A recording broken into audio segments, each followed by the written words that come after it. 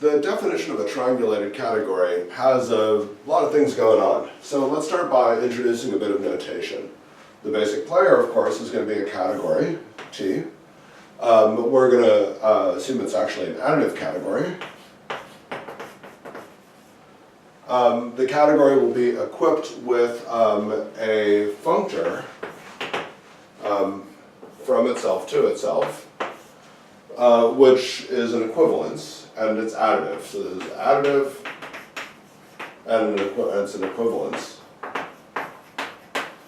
We're going to refer to such a thing as an additive autoequivalence. And the other thing that we're going to want is special kinds of diagrams. So given this setup, an additive category and an additive autoequivalence, we'll say a triangular diagram is a collection of objects and morphisms looking like this. It's an object A, mapped to some object B, morphism to some object C, and then morphism to some TA. So any collection of morphisms of this sort, so T is the autoequivalence, any collection of things like this we call a triangular diagram. This is just for the purposes of this talk. I've never before heard anybody use the term triangular diagram, but it's convenient to use. Okay. So there's another way that we're going to notate this, which is also something that you'll only see in the purposes of, in the context of these talks. So we'll use the following notation. We'll write, let's say, H from C with a squiggly arrow to A to denote a morphism not from C to A, but actually a morphism from C to TA. So we'll think of these squiggly arrows as like shifted morphisms. Okay. So from that point of view, a triangular diagram is simply a diagram that looks like A goes to B, goes to C, and then squiggles back up to A. And therefore, the term triangle.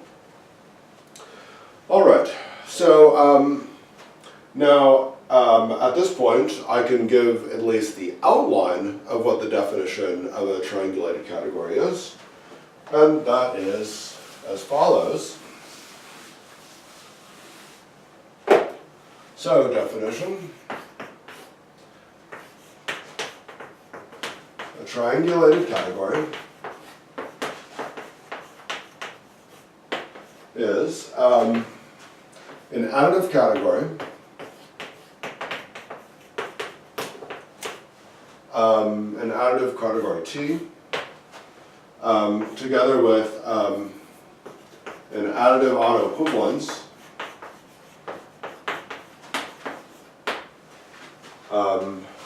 T going from T to itself, and then plus a class of morphisms, excuse me, not a class of morphisms, a class of triangular diagrams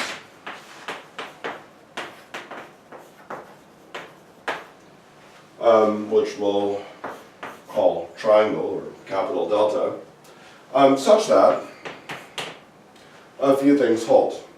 But those few things will require a bit of time to discuss. So for now, such that axiom TR1, axiom TR2, TR3, and TR4 hold. Very illuminating, right? Well, what we'll have to do now is describe what these axioms are. Okay, so let's take a look at the axioms that, that a category should satisfy, a category with this extra data should satisfy to be triangulated. So we suppose that we have an additive category, script T, a autoequivalence, additive autoequivalence T, and a class of triangular diagrams. I guess first I should, as an aside, say that if you have a couple of triangular diagrams,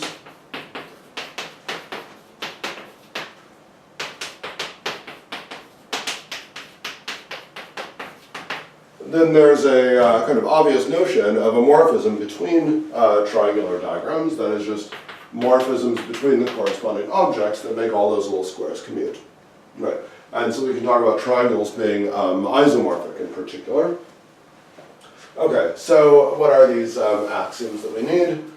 So TR1, axiom TR1, states that there are certain triangles that we should have in our set delta. So part 1 says that whenever I go A to 0 to TA, where this is the identity, this is always one of my special triangular diagrams. Number 2 says if I'm isomorphic to a triangular diagram in delta, then I'm also in delta. So any triangle isomorphic to one in delta is also in delta, closed under isomorphism. And number 3 is very useful. It says that every morphism, A to B, can be completed to a triangle.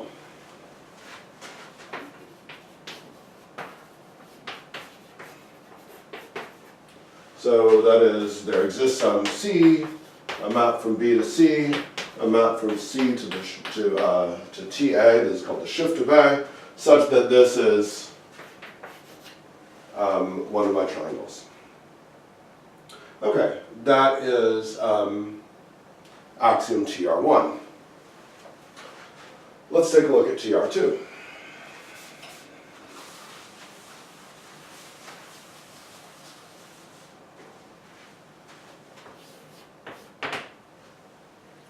So axiom TR2 says that triangles can be rotated. So it just says that if A goes to B, goes to C, goes to TA,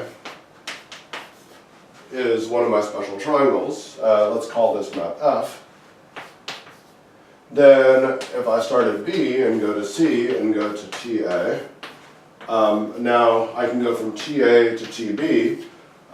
You might think the natural thing would be to do TF, but by convention we actually do minus TF. So if this is in delta, then this is also there. Okay, that's so triangles can be rotated. TR3 says that it talks about the existence of maps between triangles. So if I have A to B to C to TA and A prime to B prime to C prime to TA prime, if these are both triangles in delta, and if I have morphisms from A to A prime and B to B prime such that this square commutes, then then I can find a map from C to C prime such that if I place over here, so if this is maybe F, then this would be TF. If I place the translation over there, going from TA to TA prime, then this is a morphism of triangles. So this diagram, in other words, this diagram commutes. So given any two triangles and given this stuff, then I can find a pink such that this whole thing commutes. All right. So before we move on to TR4, I think it'll be useful to play around with these first three axioms a little bit and kind of set up a little prep for the fourth octahedral axiom. There's one funny thing you might have noticed about TR3. If you look at the way it's set up, A prime, B prime, C prime, TA prime, we made this assumption that if you have these maps and this square commutes, then you can find something like this, such that if you put over here the shift of that, the whole diagram commutes. But wait, you might say, forget about this thing right here. If I can fill it in at all, then I have something that this big diagram commutes, and like this square on the right commutes automatically, right? So it's like saying, if I have any two guys, and I stick this thing in, then this always commutes with this map to be. It seems a little strong, but actually it's not, and it's good to kind of point this out that once you have these first three axioms, it actually implies that any composition in one of my triangles in delta of two successive morphisms is 0. So let's just note this. Maybe makes it seem a little bit less strong. So remark, if TR1, TR2, TR3, and if this is inside there, where let's call this F and G and H, then G after F, and H after G, and I guess I can do the next one, T, F after H, are all 0. All right, and in some textbooks, for example, in this wonderful book here, not general triangular diagrams are considered, but only diagrams that satisfy this property, and those are called candidate triangles. So that's just another kind of way of setting the things up in the first place. Okay, but let's just see how these imply that these compositions are 0. First off, recall that TR2 says that I can rotate, and so it's actually enough to check just that this composition is 0, because if I know that this one is 0, then if I rotate, I'm showing these two are 0, rotate twice, I'll show that the next ones are 0. So it's actually enough to just check GF. So let's just check GF. And now for GF, what I'm going to do is I'm going to consider the distinguished triangle that looks like A goes via id, the identity goes to TA. So I know I have, excuse me, I shouldn't say distinguished, I know I have this thing as a triangle in capital delta. And now what I can do is I can consider these maps like that. So this will be F, this will be the identity, and obviously this is a commutative square. Axiom TR3 then says that I can complete this to a commutative diagram of this sort, where this is also the identity, because functors have to preserve identities. And now, what do we find? We find that because this square in the middle commutes, if I do F and then G, then that's the same as this composition, which is 0. And so I have GF equals 0, and we're done. So we used all of our axioms. We used TR2 to show that we only needed the first guys. We used TR1 to know that this was in delta, and we used TR3 to get our morphisms. Okay. The next thing I want to mention is a bit of notation that will be useful. So we'll say that a diagram of this funny form, let's say I have a map, let's say I have X and a squiggly arrow to Y, and a squiggly arrow to z, and a map from y to z. So we'll say that this diagram commutes. We could call this like kind of shift commuting or something like this. If, well, what? I mean, if you think about what this is, maybe I'll give these things names for a second. Let's call this F, G, and H. What this is really saying is that F is a map from X to the shift of Y, and that H is a map from X to the shift of Z. Now, G is a map from Y to Z. I can shift that and get a map from TY to TZ. And we'll say that, that this diagram commutes if this diagram commutes. And you can play this game with other combinations of squiggles. So like, for example, let me see what I can make work. How about if I make this a legit map and this one a squiggle, then that corresponds to a map from X to Y, from X to TZ, and from Y to TZ. And again, we'll say that this diagram commutes if this actual diagram commutes. Maybe one more example, just for fun. Maybe I have X goes to Y, squiggle Z over to W, squiggle down to there, and we'll say that that commutes. I don't know why I keep doing this, but I'm just having fun, I guess. X goes to Y, goes to TZ, goes to TW, and this is the T of this. This is the T of this one over there, if this one actually commutes. All right, so that'll be useful language. Let's play with this language for just a moment with T3.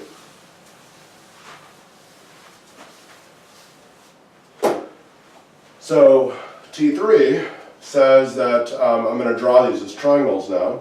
Suppose I have a triangle A goes to B, goes to C, goes to A.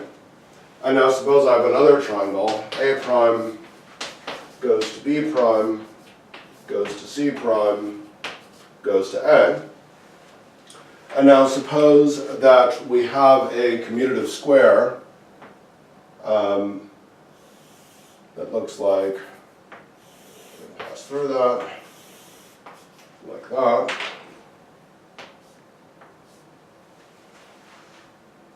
Then the content of TR3 is that I can complete to a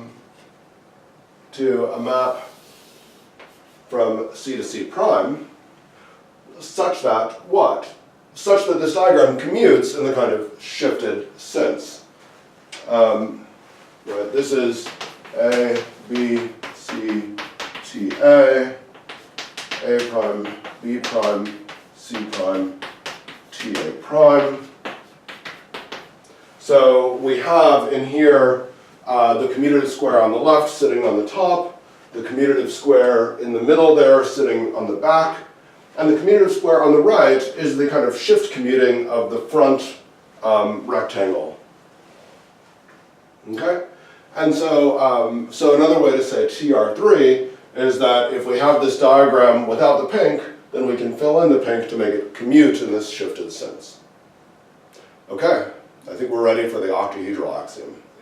So one thing that I've learned about myself is that I am somewhat challenged artistically drawing octahedra. So the diagram that I actually draw will not be an octahedron, but with suitable change of perspective, you might convince yourself that it's equivalent, it could be drawn that way. So let's start by imagining we have an additive category, an autoequivalence, and a class of triangular diagrams. And before just kind of stating it abstractly, let's just imagine how we might come to the octahedral axiom naturally. Let's imagine that we satisfy the first three axioms, TR 1, 2, and 3. We're really just going to use 3. And let's suppose that we have yeah, we'll use 3 mostly. And let's suppose that we have a 2 and 3, a commutative diagram of this sort. So the colors will help keep things straight later on.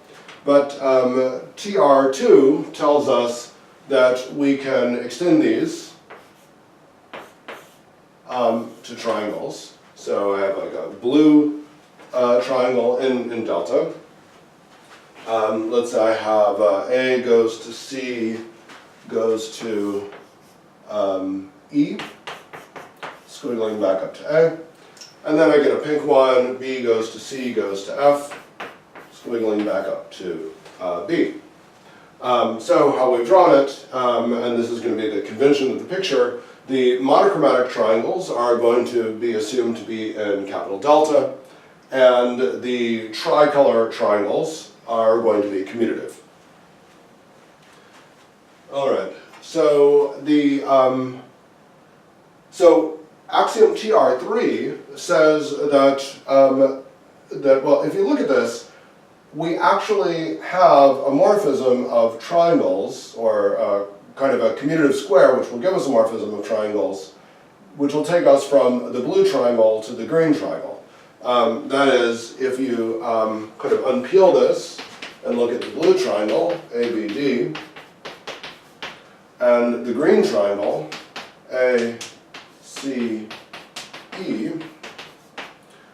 if I look at the identity there, and the map from B to C given in the middle, the fact that I have a commutative triangle here means I have a commutative square, and TR3 then lets me extend that to a map of triangles.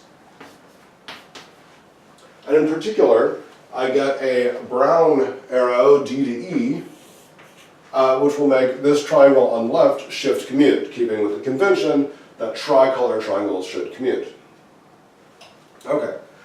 Similarly, you can get an arrow from E to F that'll make the diagram commute in the shifted sense. So that is, let's see, I have A goes to C, goes to E, goes to TA, and I have B goes to C, goes to F, goes to TB. I have a map from A to C, I have the identity here, and again the square commutes because it's really that triangle. And then I can extend this and get maps like that, which gives me another brown arrow going from E to F. Furthermore, you can just compose these two arrows. This is really a shifted arrow, so this one has to be shifted. And you get a shifted commutative square over here. That didn't kind of require any deep thought. These were a little funny because the arrows are going in different directions, but this is just a triangle, and I can complete it. Okay, so now maybe you can guess what comes next. If you think about it, these brown arrows, all we knew about them from TR3 is that they existed, making each of these things commute, making these two things commute. We don't actually know if they're unique or anything like that. But the magic of the octahedral axiom is that given, so TR4, given a diagram like this, without the brown arrows, we can find brown arrows, we can fill them in such that, well, all of the monochromatic triangles,